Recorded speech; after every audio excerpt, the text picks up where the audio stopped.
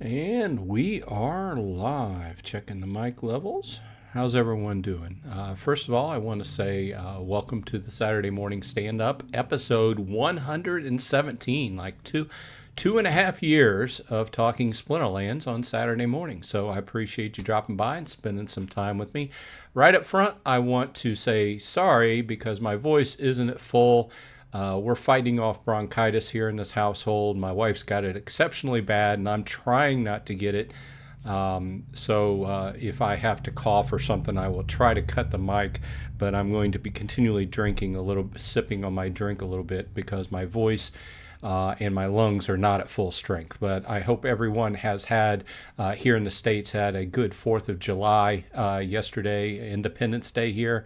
And I hope that everything went well and you didn't blow any fingers off with miscellaneous explosives.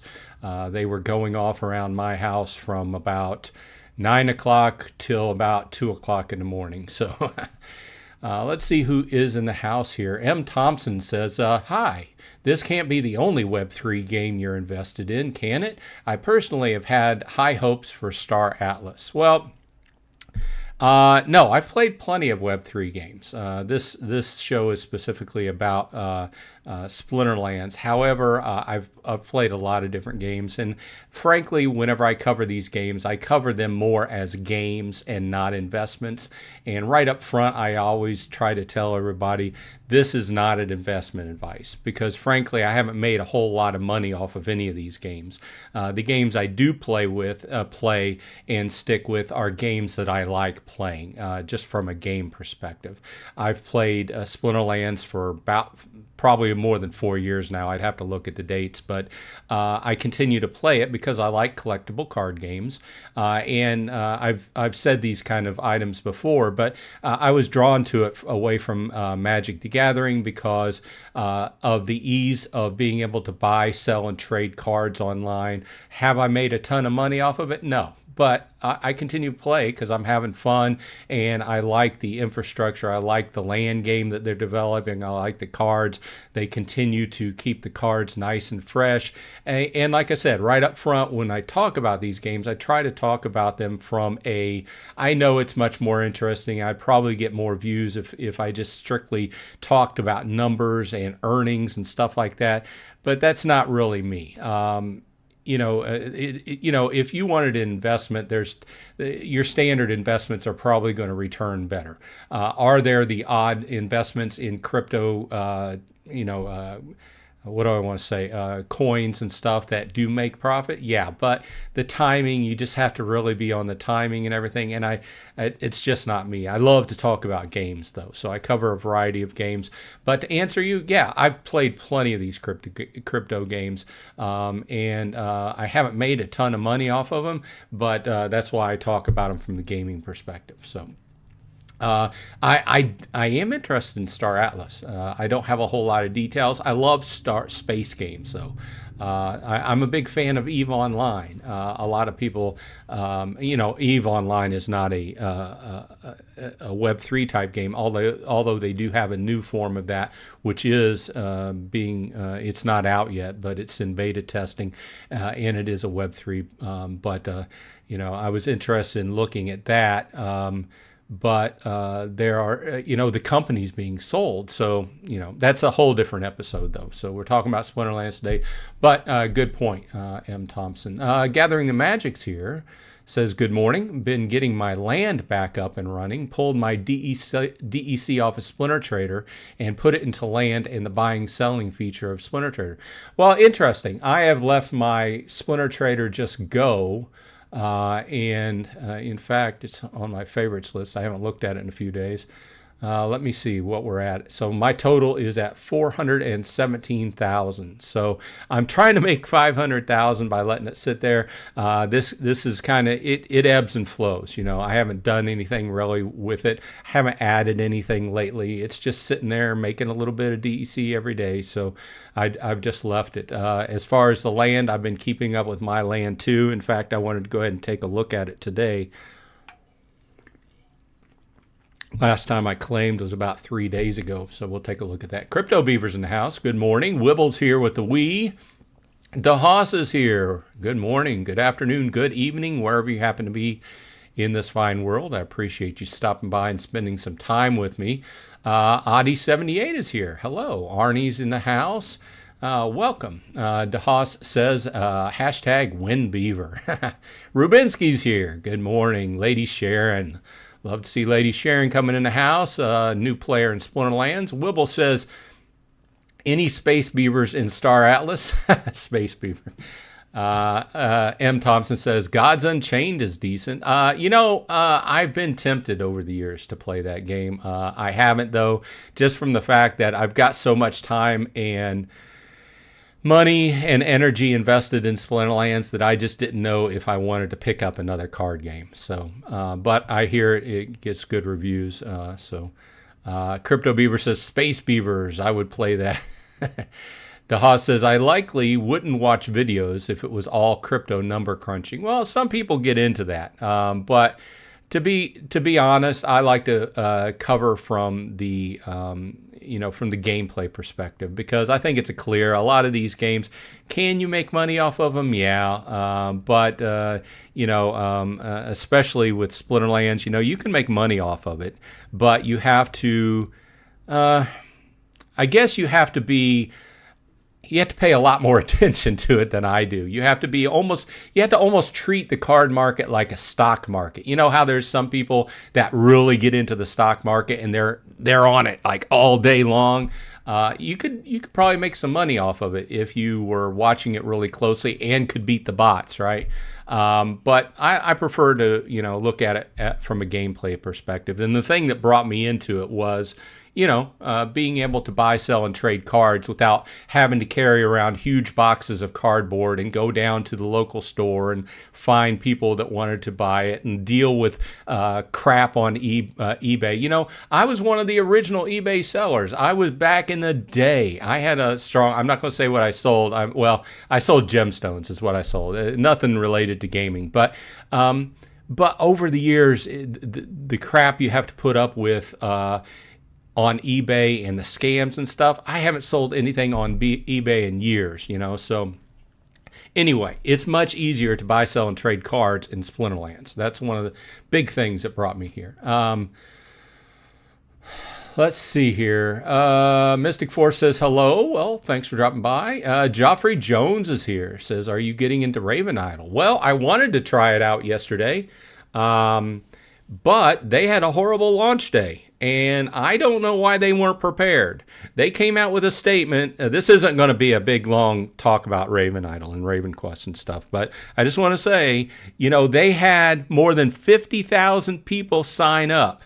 They kept putting up these notices. Hey, look how many people are signing up. And then they come out with this, hey, we weren't surprised that our web client crashed or whatever happened on the back end. They just weren't ready for the numbers. So Raven Idol is, for all of you who don't know, I put out a video this last week. If you're interested in getting into it, I have a video up on my channel, and I have a link to join if you want to. But the point of it's an idle version of RavenQuest. Okay, so they used all of the stuff from RavenQuest and made an idle game out of it. The takeaway here is, it was supposed to launch yesterday, and it did launch, but then it immediately started crashing, and people just couldn't get in, so they had to take it back down. And as the whole first season was predicated on being a leaderboard contest, they are going to have to do a wipe and reset of all characters who actually did get in and get started, because it would give them an unfair advantage. So I look forward to taking a look at that. When it gets up and everything is going. It just seems like they did not do enough preparation for launching it. It's a web client that you can play on mobile. So more on that later. You'll see an episode go up whenever it gets up and it's sound and I can get in and play it. Okay, so let's look what else is going on in chat. Lady Sharon says, I've been playing a bit over a week now. I find the beginning of a new season harder to battle than the end of the old one, losing most of my battles. Yeah, frankly, that's why I just don't even play on the first day of the season, really. What happens in Splinterlands is you get this you get set back a little bit at the beginning of the season, right? And then if you're playing at the beginning of the season, you're usually battling people that are stronger than you. Where I found with myself is after like the first several days, kind of get into this rhythm where you're actually battling against people who are about the same power as you, something like that. Of course, there's always people that come on once in a while. You can never tell people's schedule. They started late in the season, and then you hit a person that's really strong. They're trying to battle their way back up. But it's just the way the game goes. You get set back a little bit, and then you have to battle your way back up. And I find that, after about 5 days, I kind of get into that rhythm. And then towards those last 7 days are kind of like the meat and potatoes for me, where you're pretty much evened out, right? And you're fighting the people that are just about the same strength as you. And then a lot of times I will not battle that first day. And then the first week, the rest of that, I will just battle 1 time per hour, because I do have a bot set in wild that plays my account. And then after that second week, then I start pump it up, and I burn through a lot more energy. And when I do need extra energy, I'll go in and buy it with Glint or buy chests, because I seem to get a decent amount of energy with chests. That's just the way I do it. Wibble says swearing usually helps. Yeah. You get into I'll open up my client and I'll see that I lost like 5 or 6 times in a row. And then I'll be like, what's going on? Let's see. Okay, so I lost twice in a row. I usually turn the bot off. I try to remember to turn the bot off for the live show so it's not playing. But I got a pretty good average going. I haven't spent any Glint in a while. I was watching Gatherings last episode, I guess, where he's been doing these chest draws, which I usually don't do because they're too random for me. But he was mentioning the fact that we're kind of on the last legs of this Rebellion rewards card, so I need to take a look at the cards I have, and let's go ahead and clear this, and I need to go ahead and max out my rewards cards. Let's turn off gold and just go with regular. Okay, let's jump back in chat. Gathering says beginning of season is always hard to win matches. Yep. Paul Taylor's in house. Welcome, Paul. Thanks for dropping by. Gathering says stacking my land resources for when we can craft and repair wagons. Yeah, I'm stacking up a little bit. I'm haven't been making any potions or anything, so I'm stacking my aura currently. Not that I'm making it tough, but making a lot, that is. Once a week, I'm claiming about 3,000 aura, something like that. It's just stacking up. Lady Sharon says, I'm seeing stuff I haven't before, and I realize they are Rebellion. Some of the big walls with lots of health are hard to beat. Yeah, I mean, if you want to check out Rebellion, all you have to do is go in the store and hit this Rebellion. This is the set that we're currently getting rewards off of, and there's no date announced, but within the next few months, they have announced that, going forward towards the fall, we're going to look at probably switching out reward sets. So we'll get a new reward set, and it'll be the Conclave Arcana reward set. So that's why I want to kind of max out what I've got here and then, save up for the next. So you can see most of my commons are 9. I have a few are 10. We'll look at the rest. Let's see here. She goes on and says, and I wish I could get land. I thought it was an integral part of the game. So it should be something even beginner players can get, or be allocated like you get one. No, that's completely wrong. Land is more for players that have been in the game for a while. Let me say this. It's been around for quite a long time. It's just taking a long time to develop.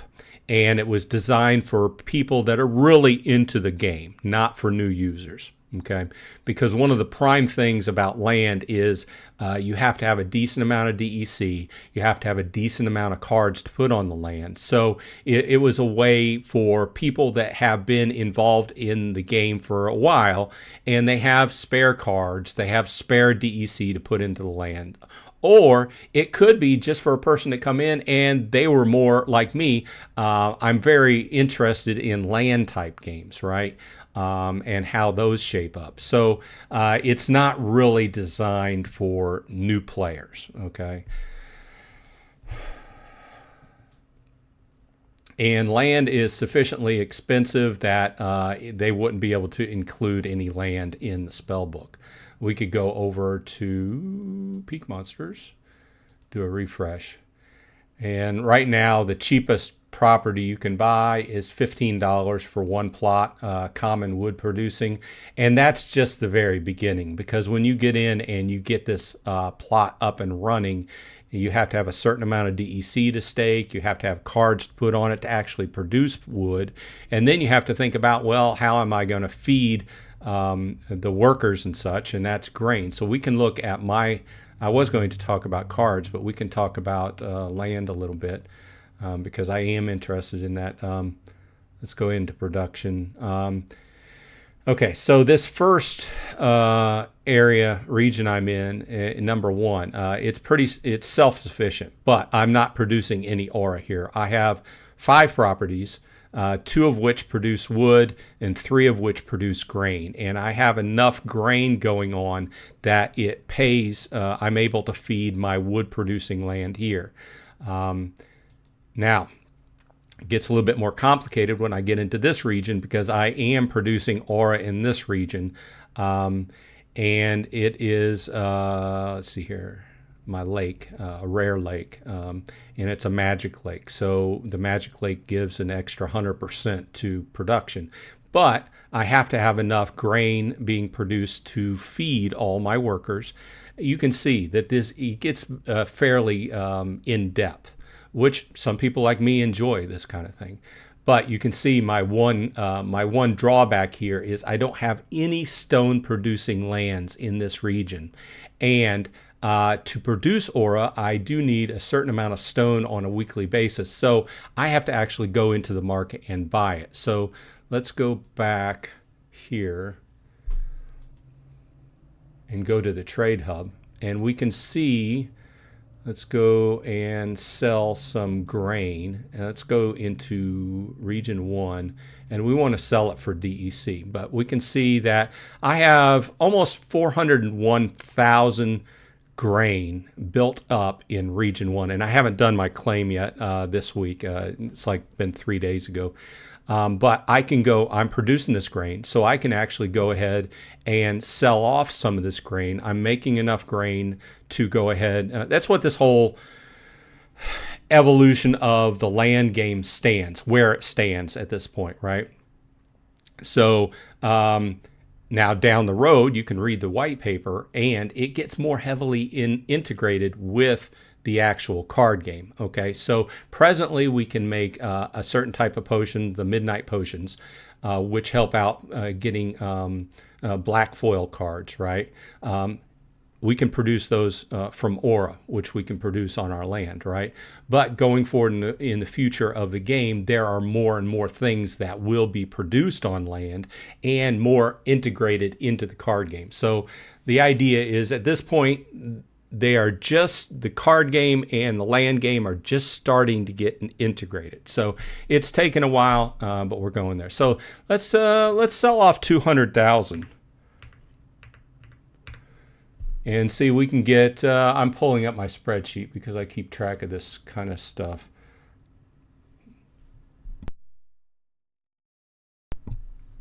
But let's go ahead and put it into this date, the 5th of July. 200,000 grain. And that's going to give me, let's see here. Let's always reduce your market fluctuation down to 0.5, which is the minimum, and see how much I get out of it. So it looks like I'm going to get somewhere, okay, 1,500 95.546 DEC. Okay, and I'm, you know, actually it's a little bit more than last time I sold DEC, or sold grain rather. So, you know, it's been remaining about the same, going up a little bit. So the whole idea is to produce something and then sell it on the market at this point, or produce aura so that you can make different potions and cards and such, and whatever happens of that in the future. So that's kind of the takeaway. What I've been doing is producing aura and selling a little grain here and there. Okay. Let me take a drink here and we'll jump back into chat. We could probably have a whole episode just on land.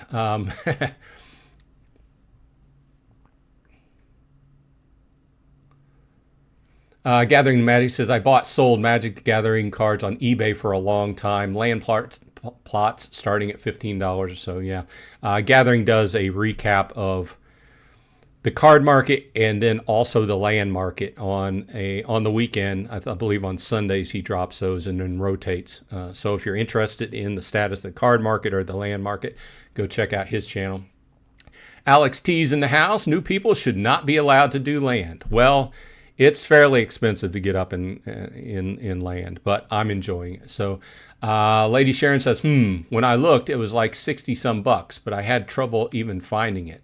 I have 16 on Google Play. I wish they would take Google Play credit. That would be nice. It would be nice to be able to have an easier way to just buy DEC or SPS, you know, a much more handy way. Let's see here.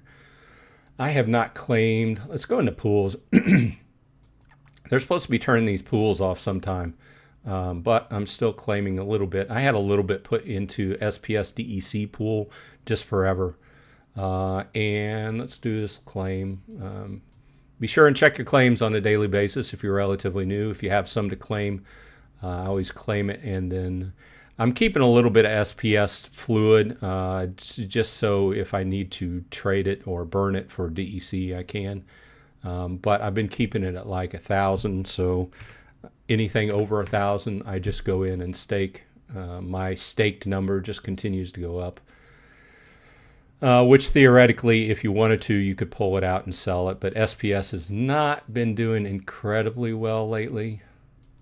Just seems like a downhill kind of graph. But I'm in it for the long haul. And, you know, we are in the backside of the SPS release. And for Lady Sharon and other people that are new, there's a certain amount of SPS that's ever going to be released. And I forget that number. Gathering probably knows. But we've already released more than half of that SPS that's ever going to be released. And we're on the backside of that, going down towards when there just won't be any more SPS released. Now, when that happens, you know, it's my take that SPS is bound to go up. If Splinterlands is still around at that point in the next couple years, which I don't see any reason for it not to be, because the team has made good decisions to keep the game going. I mean, it's on a 7th year now. And they've continued to be ahead of the curve and try to make logical decisions to keep the game going, keep new sets rolling out, try to develop ways to keep people from taking advantage of the system and everything.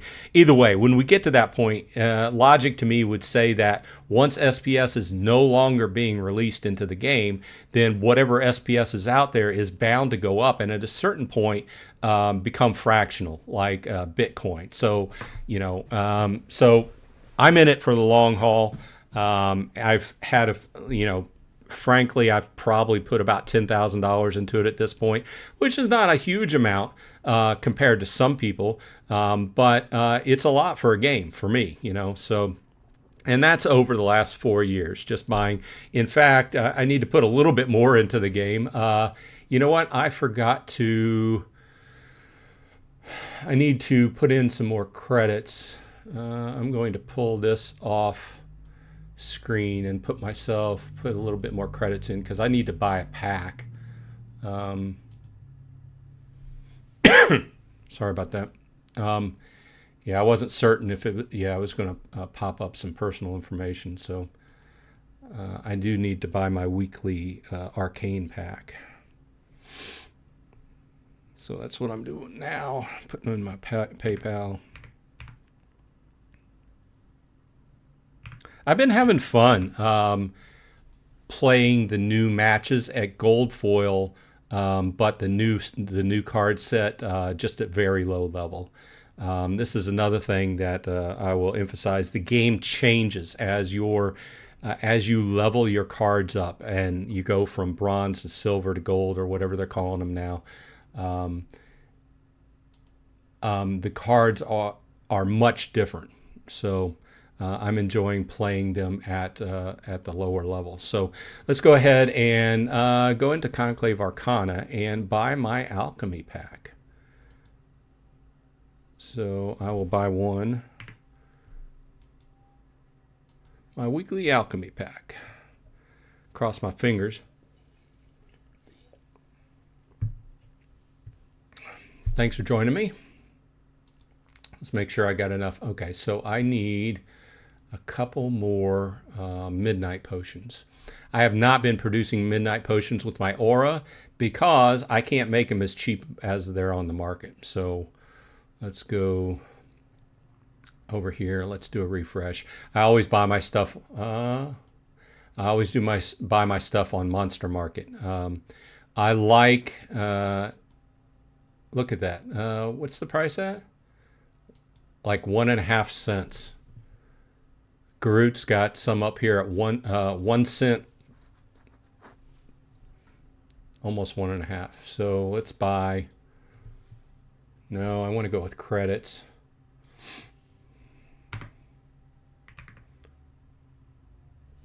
Let's just buy 25. Log me out.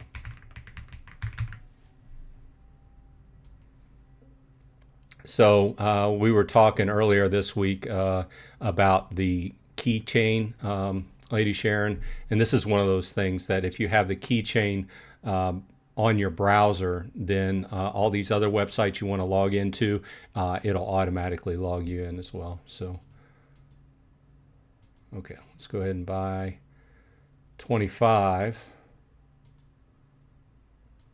And then refresh here. Okay, purchase successful. Okay, I'm good. Well, I was good.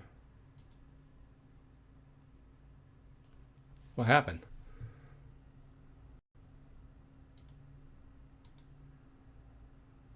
I just bought 25 midnight potions, and then they showed up, and now they're not there.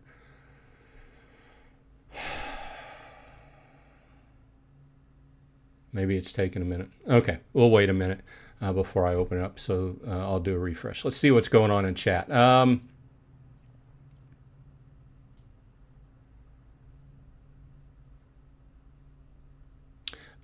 Sharon goes on to say, well, it depends really. I'm arguing with myself as I can see both sides. Then general thing is I don't like it when games become more of a pay to win.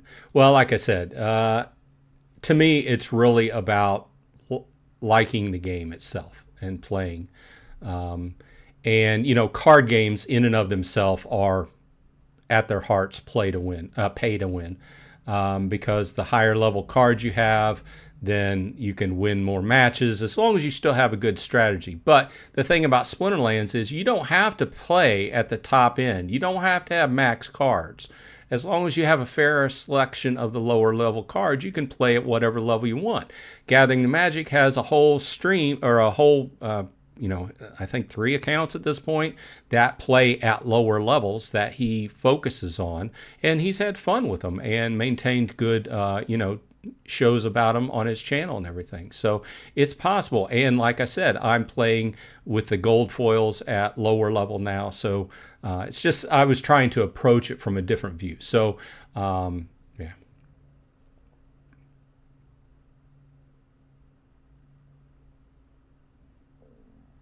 Crypto Beaver says, I have rented cards to fill all the slots on land. So full productivity on 50 plots to do research.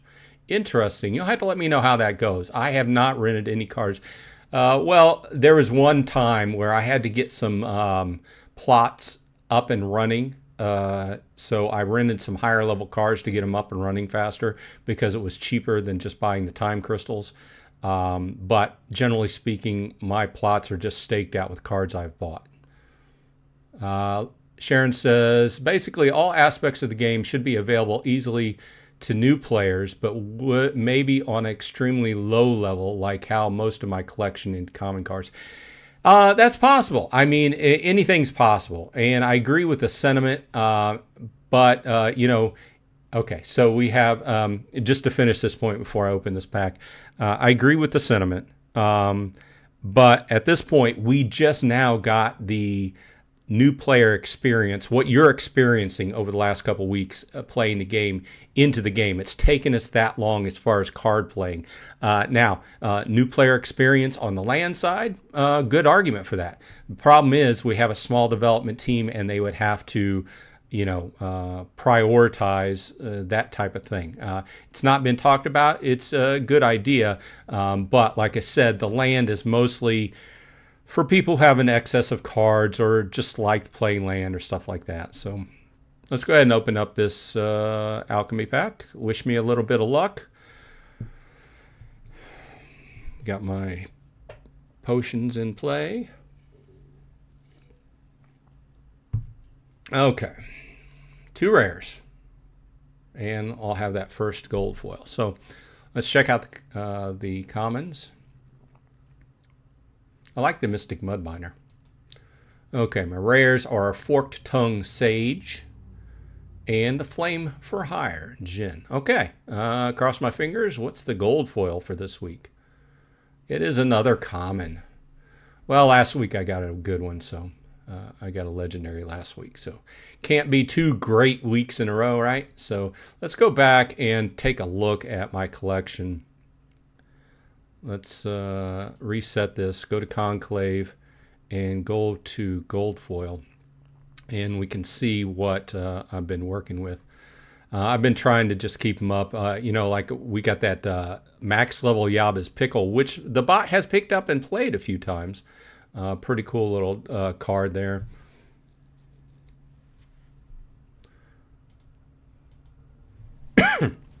My rares, including the Archons, are level 2, level 3-ish. You know, I've been focusing on slowly. I think I've... let's just look at Archons. So I still need to get my Fife and my Kalia to level 3 and my Cavor. So I was kind of hoping that one of these days I'll pull a gold Archon in my pack of the week, but we'll see there. That's the kind of the weak point. And we'll go to epics. See my epics sit, just 1 BCX or 1 copy. And I don't have a whole lot of legendaries because I pulled this a couple weeks ago. I do need to think about selling this. The reason I don't have legendary gold foils is because they're expensive. Let's go look at the market.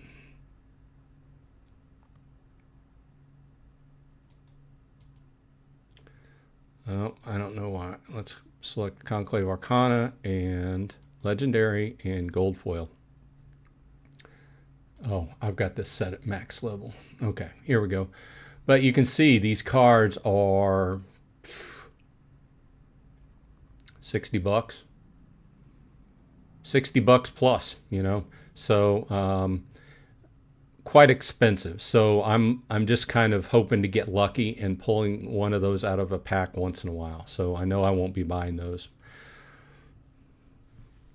Excuse me. Okay, let's jump back into chat.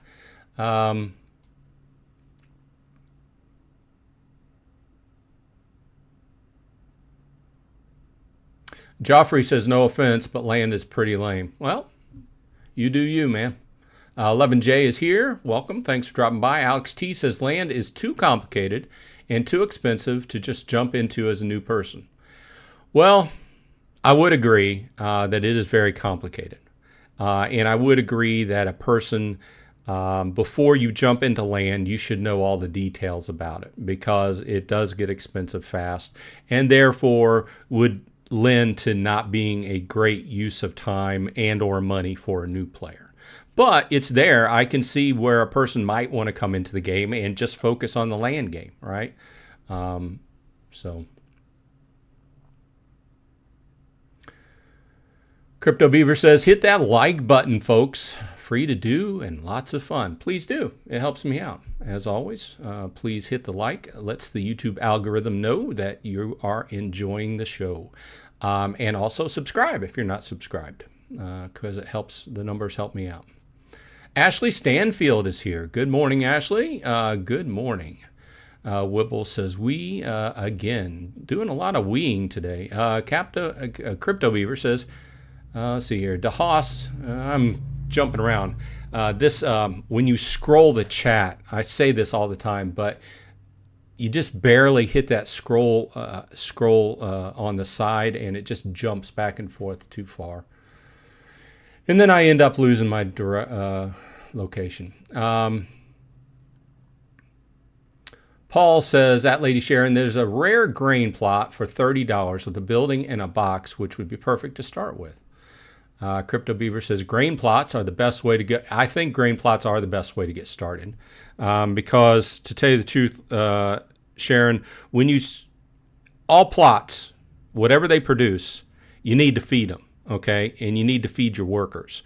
And so you need to either buy grain or you need to produce grain. And the best way to start is just with a grain producing plot that produces plenty of grain, pays for itself, or it produces enough grain for itself, plus you get a little bit of extra grain that you can sell and then build from there. So let's do this.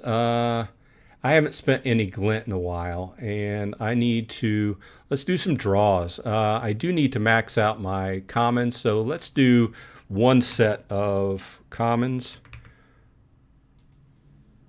No, we're not using alchemy potions on those.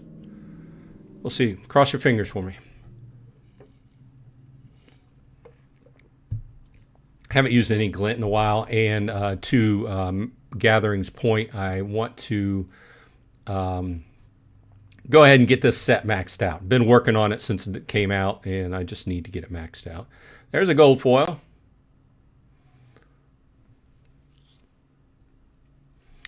Let's check back in with chat. Sharon says, and I had paused the video to respond to chat, so I hadn't heard Bronze Dragon's explanation of that point, so it does make more sense. Of course, he will get to my other comments before this one. Yeah, I'm just scrolling down. A lot of times I don't have time to hit every single comment, but I do my best. Once again, sorry for the coughing, fighting off bronchitis, which my wife has heavily.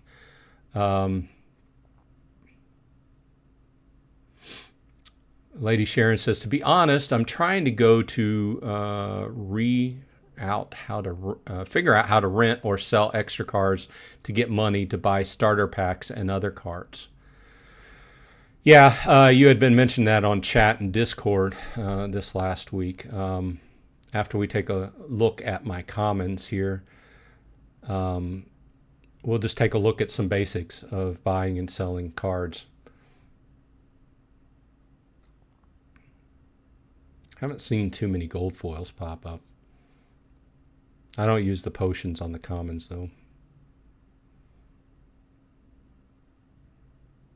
I think I've got enough gold foil common to use at the low level of what I need, so I don't really use them all.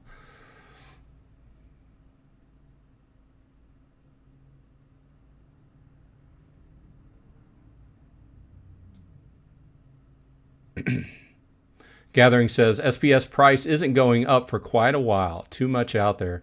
Given away is too many rewards. Not required in-game burn. Not enough new player demand yet. There's a huge amount of it. And people have been burning it right and left. But there's another gold foil. And that was the other gold foil I had. Same Takatag conscript.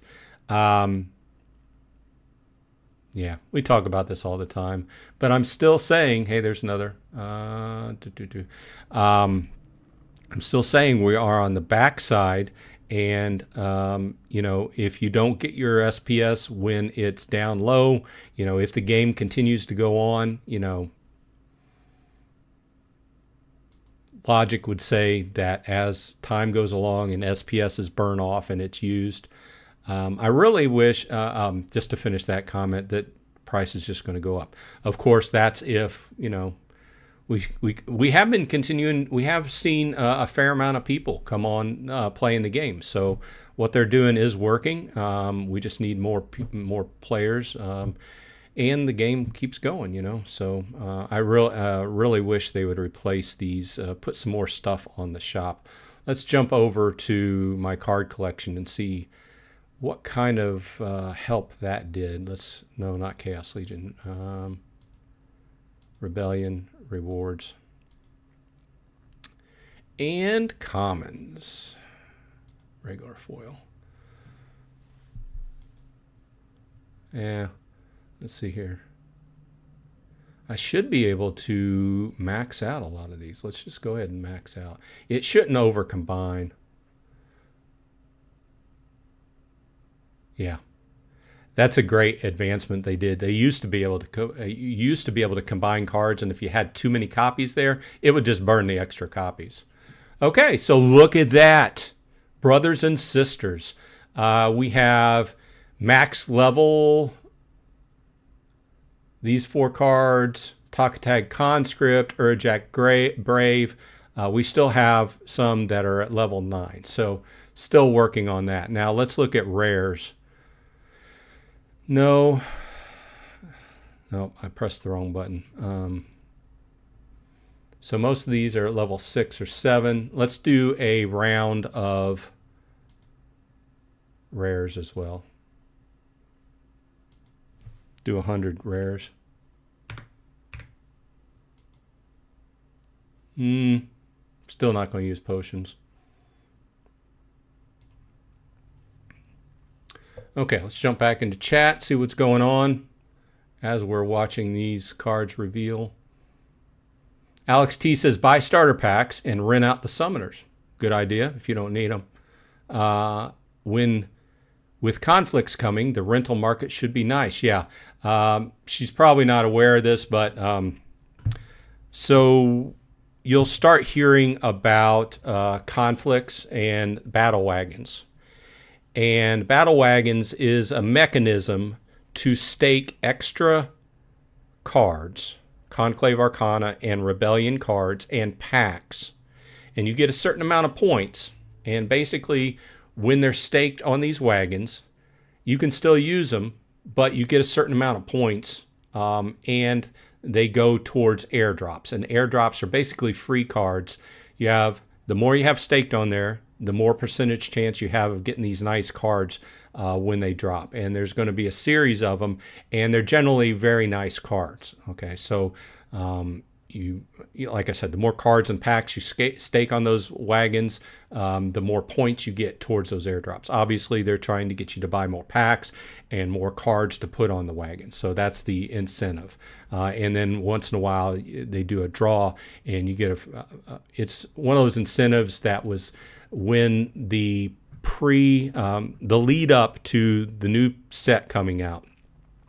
The top 4 or 5 people, I forget the number of people that bought the most packs, got to create their own basically archons, and these will be legendary archons, and then those will be the airdrops. So as they come out, I forget how many weeks there are, but each you want to go ahead and stake, and the new incentive is you can stake out your battle wagon and with cards and with packs, and then when you actually get a free card, then you have to pay a certain amount to repair that battle wagon.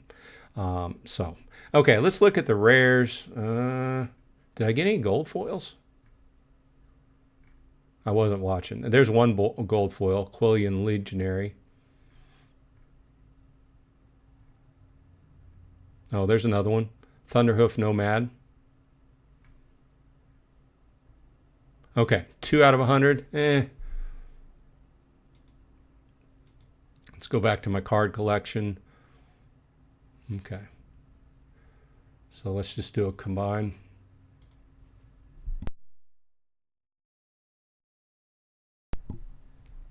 And we'll jump back into chat.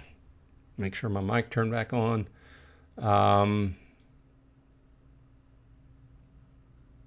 Rubinsky says, having fun buying and selling cards and land items. It's a different way to play the game. I like using third-party websites to get the good deals and reselling the items on Splinterlands' main website. Yeah, I mean, there's some people that play this game and just don't even play cards. It's more like a marketing type simulator. Well, it's not really a simulator. It is a marketing type thing. It's like buying and trading stocks. Some people get into that, you know. Hey, look at that. I've got a maxed out Commander Slade. Yeah. Check that out. Is that the only max level? Yep, that's the only max. That's the first max level rare card I have. So I have a max level Commander Slade. Let's just bask in the max level Commander Slade glory. Look, he has 5 damage, 7 armor, 10 health, 6 speed, enfeeble, dodge, deflect, and backfire. The other day, Lady Sharon was on the chat in Discord, and it's like, I hate Commander Slade. I'm like, I love him. One of my favorites to stick right up front. So let's see what else is going on in chat. Lady Sharon says, him talking makes me want to ask way more questions. Maybe I'll make notes. Well, it's good to talk about. A new player's perspective. A lot of us have been around for a while, and we kind of lose sight of what new players are seeing, right? So it all helps. We can talk about it. Let's check out epics. And we've talked about this a number of times. The epics are the strong point of this set. And I do have some maxed out epics. So I have been concentrating on epics for quite a while. So I have a maxed out Thanalorian Blade and a maxed out Olivia the Brook. Arachne Weaver is very strong as well. And Halfling Refugee, oh man, love that card. I think I sing more praises of the epics than I do of the legendaries, which is kind of weird. But it's to another point I was talking about. Oh, hey, Rubinsky. Thanks for sending me over some midnight potions. Appreciate it. My point was, Sharon had asked maybe last week or 2 weeks ago about, lower common and rare cards being useful. There are some cards that very much punch above their weight. So it just comes into, figuring out which cards are great, and let's just get this finished off. Let's go in and buy some epics. Please, thank you for humoring me because I had to get this done. Let's do a round of epics, see what I come up with. I am going to use alchemy potions on this. Okay, let's jump back into chat and see what's going on. DeHaas says, man, I thought stocking up some at 0.02 is low. Yeah, for midnight potions. Yeah, I mean, it is what it is. If I need them, I can always make them. I have enough aura to make them up. But that's one of the flip sides from running land.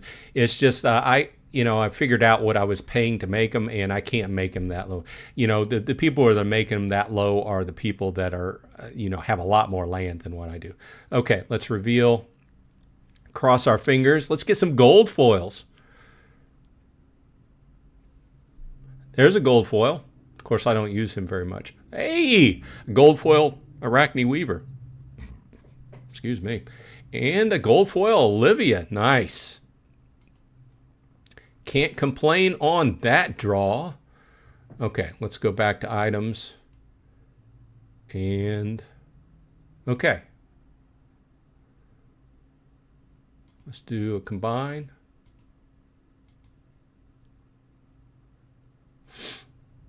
Then I'll jump back into chat after I check out this. Okay, still didn't max these out. I got a max Thanalorian Blade, Olivia, which I did. Max Night Reaper now. Still don't have a max level Halfling, Refugee, or Arachne Weaver. Let's just peek at my gold foils. Level 2, 3.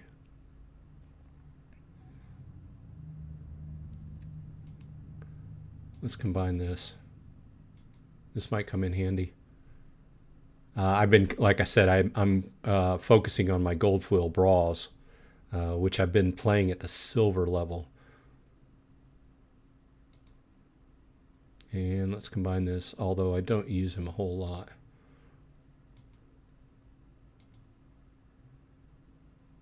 Okay, let's see what's going on in chat.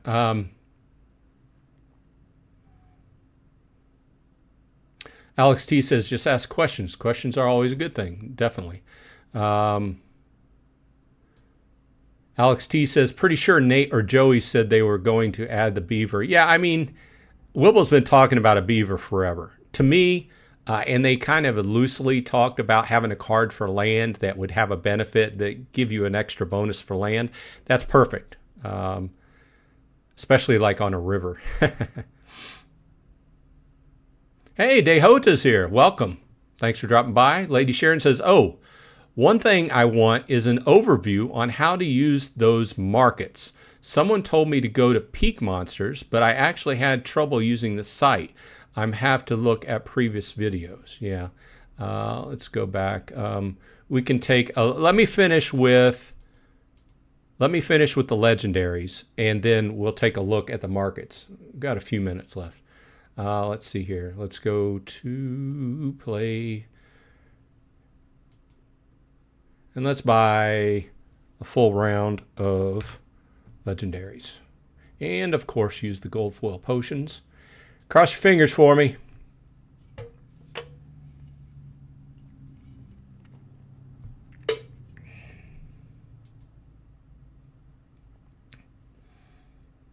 Chaos Battle Mage. I use that kind of frequently. Surly Drunk. Death Ranger. Come on, give me a gold foil. Endless Gibbon. Another Battle Mage. Give me a gold foil. Gold foil. Warborn Chieftain. I've tried using him. I'm not overly effective with him. I need a better strategy. A Gallicus. Emberguard. Another Battle Mage. And Sergeant Gruzal. Yeah, no gold foils, but that will go to strengthen my overall goal of maxing out my set. See where I stand here. Do I have any max levels yet? I don't think so.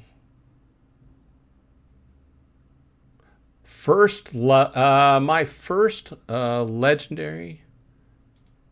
Actually, I have Surly Drunk and Gallicus are my two first max legendaries. I don't think I have very many gold foils. Yeah, I only have one gold foil legendary. Okay, let's go ahead and take a look at Peak Monsters. Okay, so we're over here on Peak Monsters, and it's peakmonsters.com. And once again, as we talked about, one of the things that you're going to want to make sure is if you want to go to these other websites like Peak Monsters and monstermarket.io, is have that add-on, the Hive keychain installed on your browser. Okay, because that will help you log in to all these associated websites. Because once you get that installed, and once you get that, have your codes put in and everything, then it makes it very easy to go in and log in.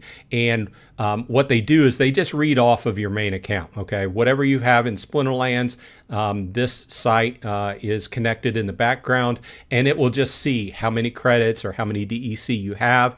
And you can just go through here and look for cards. And say, for instance, you were, it's very easy. A lot of people like the Peak Monsters interface a lot better than the standard Splinterlands.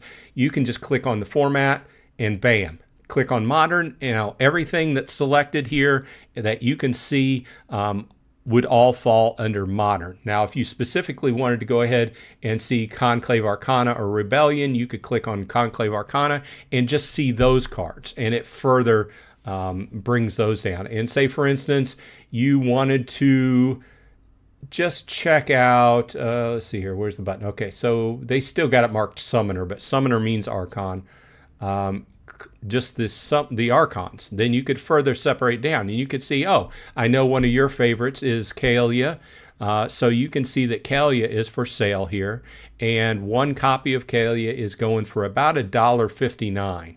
Okay, and it tells you in U.S. money, and it tells you in how many DEC that would equal, and what you would have to do to pay for that. Okay, so if you wanted to come in and get a copy, all you'd have to do is say, oh, okay, well, I'll just add one of those to my shopping cart.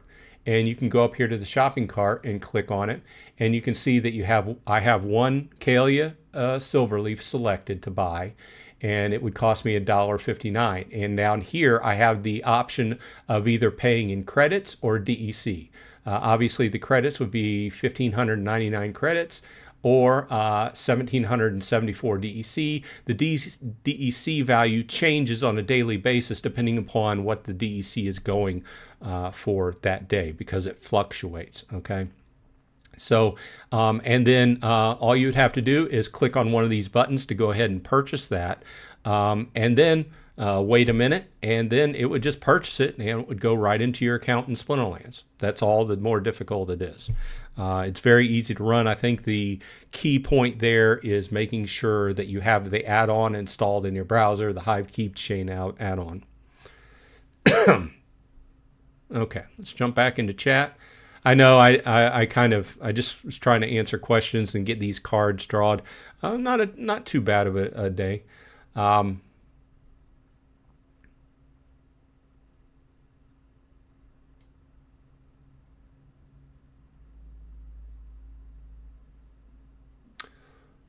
Liberty Guy Offgrids here, welcome. Says just opened 15 standard packs, pulled 3 legendary. Nice.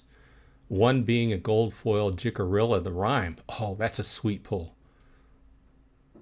Dehoda says land isn't really intended for new players. Not saying that should be the case, but currently it's not the goal. We had talked about this for several minutes. I like the idea of having some kind of explanation and new player experience for land.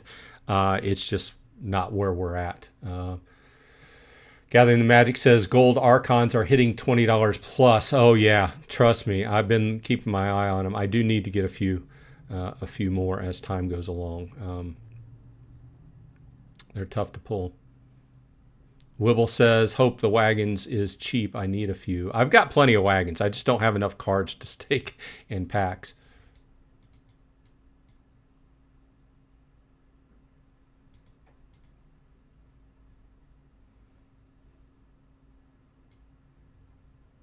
Sharon says, that's a video that I want to watch if you've made it or going to make it, is the whole thing with conflict and Wagons. I see people talking about them. Sounds interesting. Yeah, I mean, I think from the advent of all these questions you have, Lady Sharon, it's just pointing out the fact that Splinterlands has a pretty decently high learning curve. I think the new player experience has definitely helped that out, but there's a long ways to go. But I think it's a lot easier today than it was whenever I got into play. It was just, there was no training really to speak of, so there's a lot of things to talk about, and it does have a decent amount of learning curve. Alex T says, unless repair costs are crazy high, it won't put a dent in the resource pile. Sharon says, also at Alex, I found Bronze via researching Atlas Earth and just decided to hop in and support his live stream. Well, I appreciate it. I have a few people that have crossed games now. Let's look at the ambassador status. So I'm up to 70 referrals here in Splinterlands now, with 11 spell books sold. So that's not too bad. A lot of new players joining. Haven't looked at let's look at the leaderboard. So, you know what's interesting here is I'm right under Brave Tofu, which I had figured I would be, because he or she has put a massive effort into bringing people into the game. But what's really piqued my interest is that over the last few weeks, there has been these randomly named accounts: apprentice, pupil, pupil. And it seems like, I don't know what's going on behind the scenes, but it seems like these random, and if you look at these accounts, like this account, it has zero. It's just an account created to use the referral codes. And I don't know what they're getting out of it, if they're abusing anything out of it. I have no idea. It's not really, I was kind of happy to be on some type of leaderboard because I've never really been on a leaderboard. And hopefully, I'm doing some good for the infrastructure for Splinterlands. But seeing those kind of things over the last few weeks makes me wonder what they're up to. Okay, it is 12:30 here. I want to say thank you for everybody dropping by. I appreciate your time. I hope everyone has a good weekend and a good coming week. Please join me again next week, same bat time, same bat channel, 11:30 Eastern time here for Splinterlands Talk.